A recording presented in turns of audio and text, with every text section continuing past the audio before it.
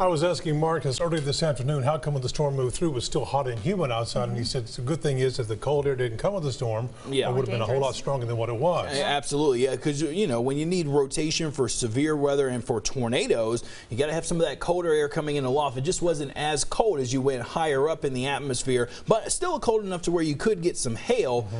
Just could have been a whole lot worse. Could have really been a whole lot worse. But certainly what we dealt with last night was intense, and we definitely need a break, and we have that coming for the next few days. Look at the storm reports that we've had over the last 24 hours, and you'll note that most of the reports here are going to be in the form of wind damage. That's very common here in East Texas. We did get a couple of reports of some hail back in portions of Henderson County, had one here in Smith County. A good amount of damage reported back in portions of Rusk County as well.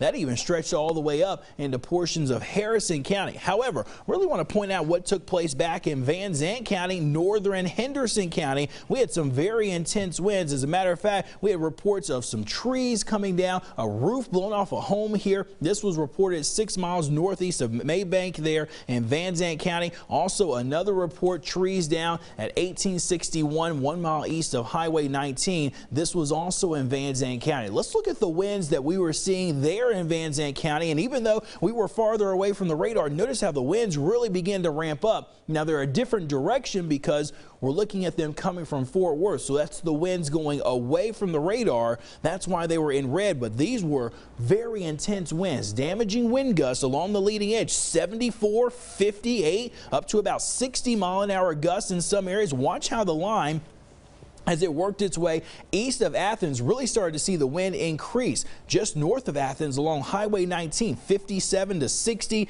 As the storms got closer into Brownsboro and Chandler, they began to ramp up as well. So some very significant straight line winds that came through our area with the storms from early this morning. We also got a decent amount of rainfall. Some of you received close to an inch.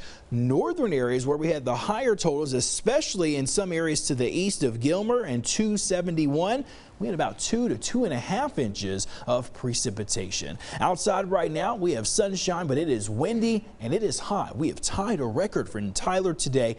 89 on this day. Right now, we're at a temperature of 87 with a very strong southerly and a southwest wind. Other temperatures are just shy of the upper 80s. 88 though in Palestine. Look at DFW and Waco. Mid-90s for them this afternoon. And of course, a lot warmer out to the west. We've got a 100-degree reading back in Del Rio. Colder air is on the way for us. As we track a future cast, we will look for some clouds to pick up for tonight into early tomorrow morning. Maybe a brief shower with our next front, but nothing significant tomorrow. The main focus is getting prepared for the cooler weather that is set to move in over the next few days. Let me show you how that'll break down with our wind gusts. Sustained winds tomorrow, 15 to 20, but wind gusts could make it all the way up to about 30 or 35 miles an hour. And the mornings, get ready, they're going to cool down a lot. Tomorrow, not too bad, but notice Thursday and Friday, yeah, we're dipping down into the 40s and maybe some areas in the 30s for morning lows